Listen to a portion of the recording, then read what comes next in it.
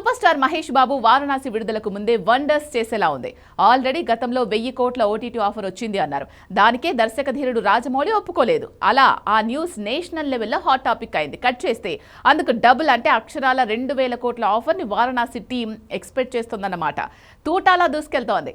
ఇంతవరకు రాజమౌళి ఫేట్ మార్చిన బాహుబలి 2నే 1850 కోట్లు రాబట్టింది. అంటే 2000 కోట్ల దంగల్ రికార్డుని ఎవరూ టచ్ చేయలేకపోయారు. అలాంటిది 1400 కోట్ల తన కొత్త సినిమా వారణాసికి 2000 కోట్ల ఆఫర్ని ఎక్స్పెక్ట్ చేయడం డెఫినెట్గా అత్యాసే.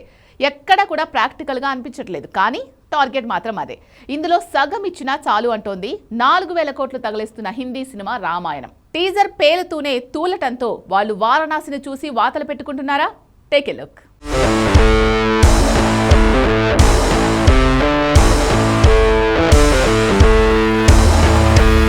వారణాసి ఇండియన్ ఫిల్మ్ ఇండస్ట్రీని షేక్ చేసేలా ఉందా? ఈ డౌట్కి హిందీ మూవీ రామాయణమే కారణం. ఈ సినిమాకు ఓటీటీ డీల్ 700 కోట్లంటూ వార్తలు వైరల్ అవుతున్నాయి.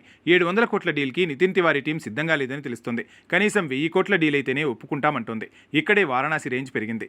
ఎందుకంటే ఎగ్జాక్ట్గా 2 నెలల ముందు వారణాసి మూవీకి 1000 కోట్లు ఓటీటీ ఆఫర్ వచ్చింది. దానికి రాజమౌళి టీం సింపుల్గా నో చెప్పేసింది. వీళ్ళు దేనికైతే నో చెప్పారో అదే 1000 కోట్ల డీల్కి రామాయణం టీం ఓకే చెప్పేలా ఉంది.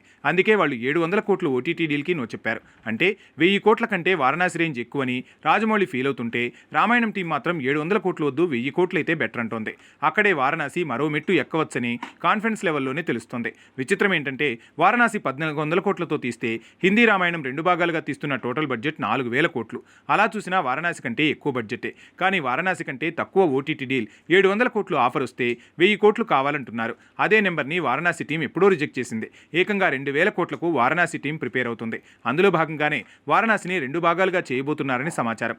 ఒక భాగంగా వారణాసిని 4 గంటల డ్యూరేషన్తో తీసి నెట్ఫ్లిక్స్ ఆఫర్ చేస్తున్న 1000 కోట్లను తీసుకోవడం కంటే ఇదే మూవీని 2 భాగాలుగా ప్లాన్ చేస్తే ఒక్కో భాగానికి 1000 కోట్లు అంటే 2 కలిపి 2000 కోట్లు రాబట్టొచ్చు. ఇది చాలా తెలివైన నిర్ణయం. 4 గంటల సినిమా చూపించి దీనికి 1000 కోట్లు కాదు 2000 కోట్ల ఓటీటీ ఆఫర్ కావాలని కోరితే ఓటీటీ సంస్థలు కూడా వెనకడుగు వేయొచ్చు. ఇదే మూవీని 2 భాగాలు చేసి వాళ్ళు ఇచ్చిన 1000 కోట్ల ఓటీటీ డీల్ ఒప్పుకుంటే 2 భాగాలకు 2000 కోట్లు ఇక్కడి నుంచే వచ్చేస్తాయి. అంటే 1400 కోట్ల బడ్జెట్ పోను మరో 600 కోట్ల లాభం ఓటీటీ స్థాయిలోనే వచ్చినట్టు లెక్క. ఇక అన్ని భాషల శాటిలైట్ రైట్స్, ఆడియో రైట్స్ అర్థం. ఇక థియేట్రికల్ రైట్స్ దీనికి డబ్బులుండొచ్చు. ఇదే జరిగితే ఇండియన్ ఫిల్మ్ ఇండస్ట్రీ చరిత్రే రాజమౌళి తిరగరాసినట్టు లెక్క.